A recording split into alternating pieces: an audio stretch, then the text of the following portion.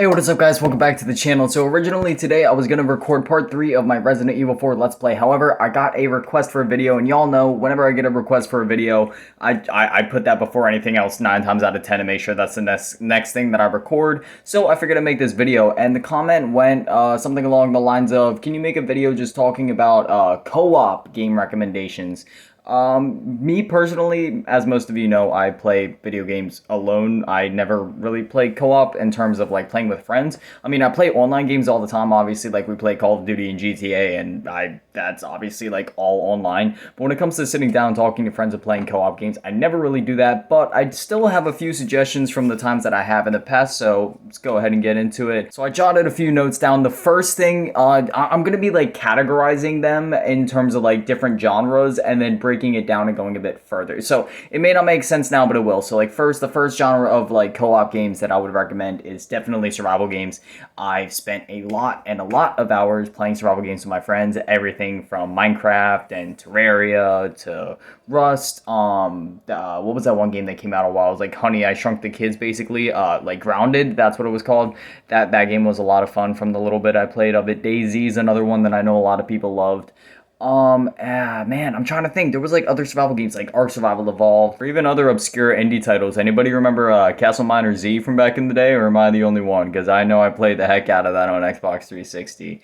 And then Don't Starve Together, that's another really good one. But yeah, like I said, survival games, they're one of the best for co-op, if not arguably the best sometimes. State of Decay 2, oh my god, that is a phenomenal game. I played that game with friends a lot. But yeah, specifically survival games where it's all about like base building and resource gathering and like hunting and stuff like that. Like those you can spend a lot of hours in. Like for example, everybody knows Minecraft. Like you spend days in your different Minecraft worlds, if not weeks, with the amount of hours. So, I don't know. I've seen some people that have had Let's Plays going for the last like 8 years on YouTube.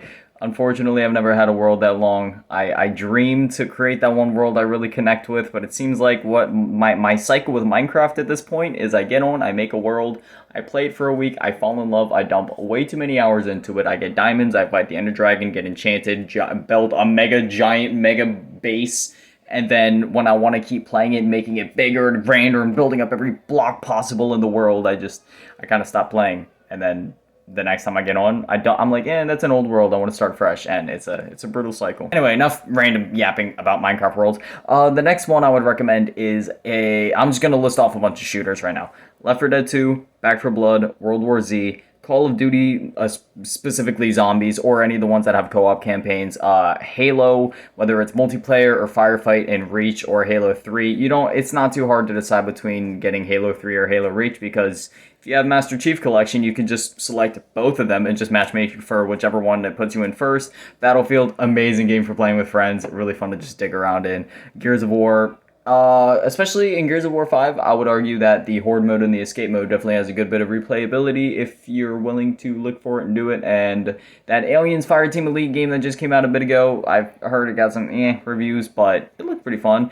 Any Battle Royale, really, Fortnite, my brain's blanking out. PUBG, there's a lot of them. Spellbreak, I'm not too familiar with a lot of the BRs out, and obviously Warzone, being like the biggest one out there. But yeah, those games are a lot of fun. I think I speak for a lot of people when I say Call of Duty Zombies is just, oh my god, I literally started smiling as soon as I said it.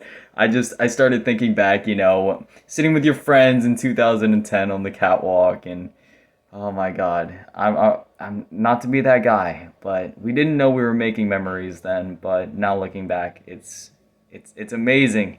Oh my god, I'm actually gonna cry. I'm very nostalgic. I have a lot of care and love for Call of Duty Zombies. Anybody that grew up in that time and experienced those experiences as well understands where I'm coming from right now. I miss my old friends, man. Making this video might have been good for me. Maybe it'll get me to reconnect with some old people I haven't talked to in a while. Because honestly, outside of my camera for YouTube videos, I don't talk to anybody. I play games, I go to work, I come home, I do my thing. I don't have friends outside of YouTube, and that's not like a pity me thing. That's by choice. I like living that way, but I might have to just reconnect and just hit some people up after this. I like making these types of videos. They aren't very structured. I get to go off on tangents and just talk and spark up different ideas in your brain while we're talking. I like making these types of videos. It helps me talk and just get some things off my chest that I wouldn't have gotten to do otherwise. But I'll keep running down the list. I don't want to take too much time on each thing. The Lego games, call me a kid all you want. I'm 17, turning 18 in 3 weeks. I still love the Lego. In fact, I was playing Lego Batman 3 this morning. I am obsessed with Lego games. I have been for the last 12, 13 years, and I still am. Any Nintendo first-party game, whether it be Mario, Super Smash, Donkey Kong, Mario Kart, Mario Party. I've always wanted to play Mario Party, but I don't have the friends to do it, but I've heard it's just so much fun. And then next up, I have open world games, obviously GTA, Saints Row, whatever it is. Saints Row, I would say, is... I don't... It depends...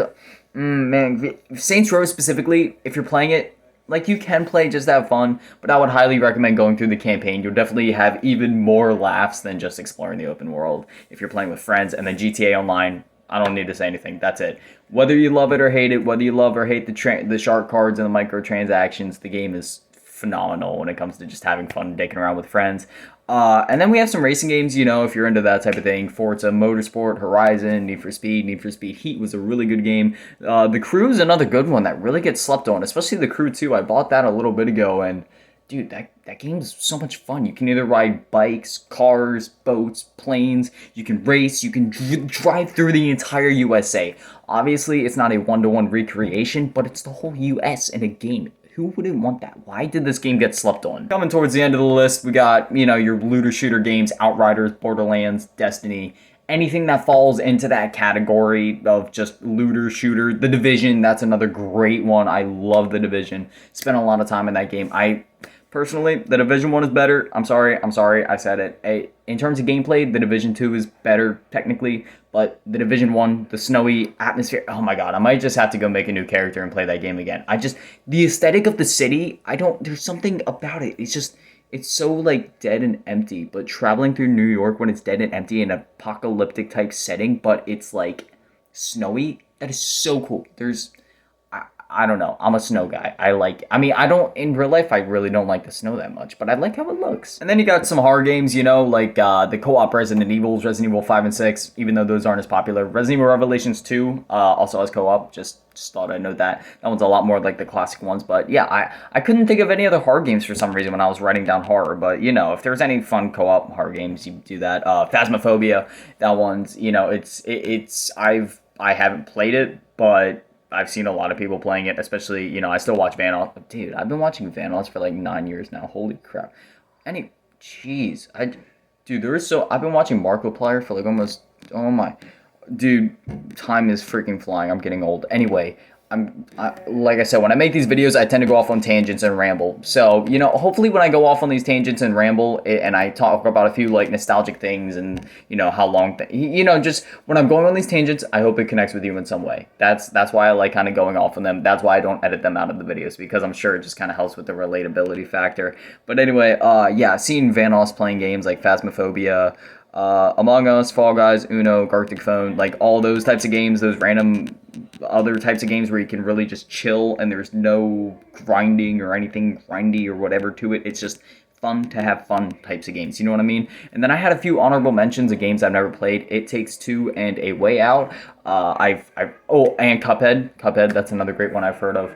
It's they looked really fun. Something I would have wanted to play, but why are things going off right now? Sorry. I record videos with my phone, so every time notifications go or alarms go off or anything happens, I see it on the side of my screen. I have to take care of it. But anyway, yeah, those are some games I've always wanted to play. I just haven't gotten the chance to. I know I don't really have an excuse for Cuphead. That's a solo or co-op game, so I should probably play that. It got phenomenal reviews.